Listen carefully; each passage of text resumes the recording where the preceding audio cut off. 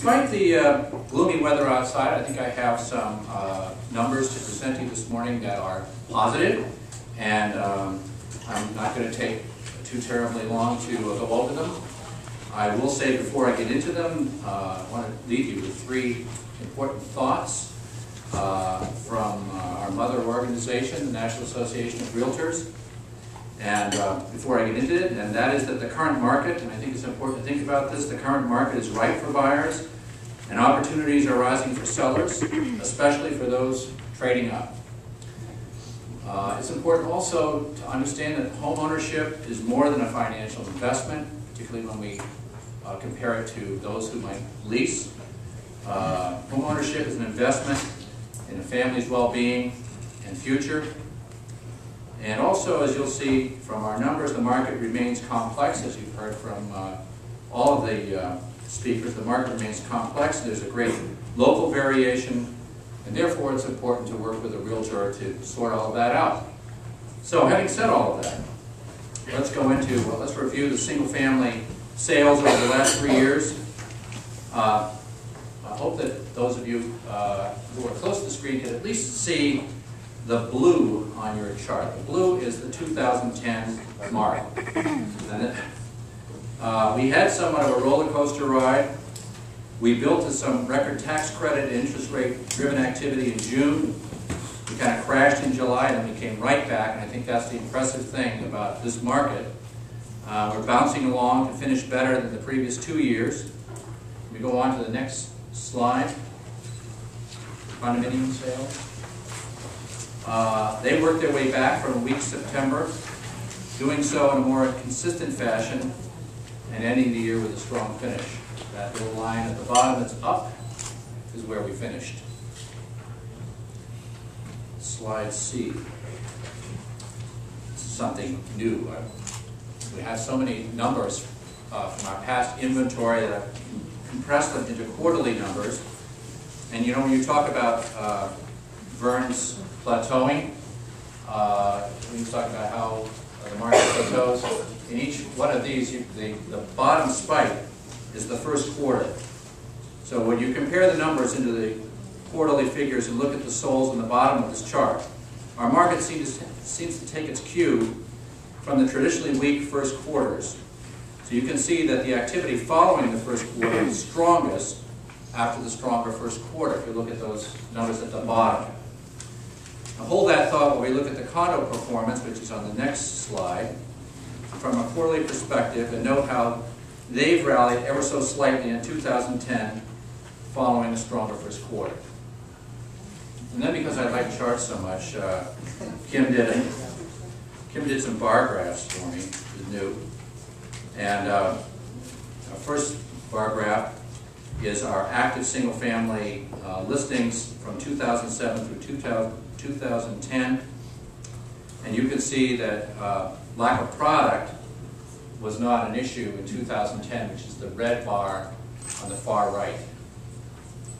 The next slide, please. The bottom set, I want you to look at the bottom set of bar graphs here. Again, 2010 is on the far right. It shows sales compared by quarter over the past 4 years. And 2010 exceeded 2009 in 3 of the 4 quarters. So that's a very positive phenomenon we haven't seen since 2007. We haven't had a year where 3 of our quarters exceeded the quarters previously to them. And so now we move on to the next slide, condominiums. We have, again, our inventory of condominiums is lower than it's been. And if you go to the next slide, you'll see that the condominium activity came, in compared to the single-family numbers, is more modest.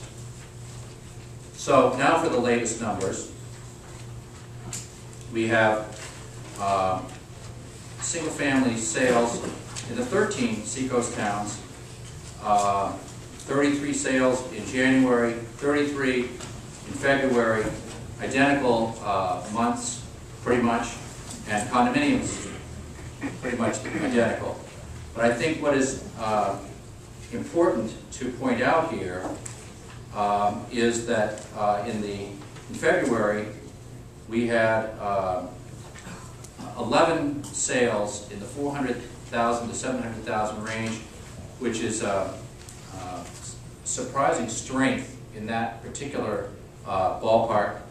And going in January, we had 5 sales in the $1 million range, which is also very strong when compared to the last couple of years. I'll speak about that in a minute. And then we go down to the condominium side, and we have 6 sales in February in the 300 to 600,000 range.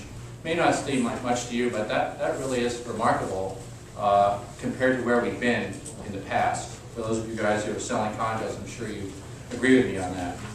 So, all of which adding up takes us to our superlatives. And these superlatives, because of the history that I've built up and the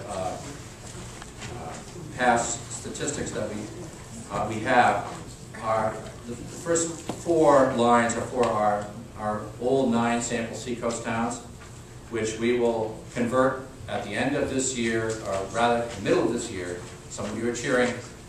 We will get on to just doing 13 Seacoast towns starting in the second half of the year. But right now, these numbers at the top are for the 9 sample Seacoast towns that we've been using in the past. And for these, we see that single-family sales are off to the best start since 2008, which had only 1 sale more than this year. So it's a good, solid start in those 9 towns. Those sales were up 21% from last year, and condos are up 9%. And condo sales are off to their best start in that ballpark since 2008. Single-family sales experienced, as you saw before, the best January since 2008. In February, it was only slightly behind, but it was down 11%, although that was even with last year. Does that confuse you completely? Good.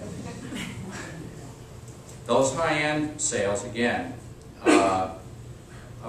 we were talking in our public relations team at the Seacoast Board of Realtors gets together and looks at all these statistics. I throw them out in front of them and I say, so what do you guys think? What do you think all this means? I don't want to just be my interpretation or what I read. I'd like to see what you guys think. There's 5 or 6 of us on the team. In fact, those of you who are on the team, before I forget it, could you please stand up and be recognized for putting on this event? All those public relations people could stand for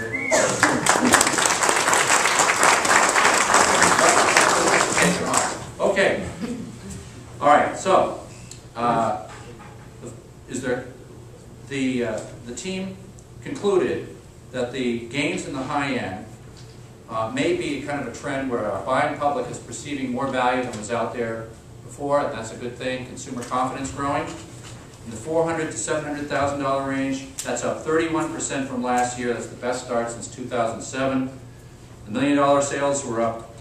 I couldn't do the math here. What happens when you go from 1 to 6? I figure that's 500%. Is that what it is? Anyway, that's the best since 2007. And higher-end condos, they had their best February since 2007.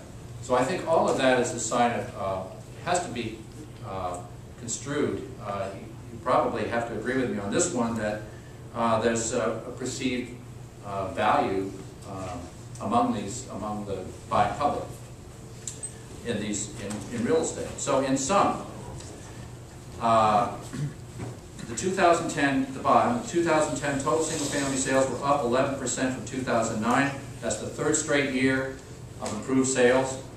The 2010 quarterly condo sales data shows a slight 7% improvement from 2009. And that's my report. Thank you very much.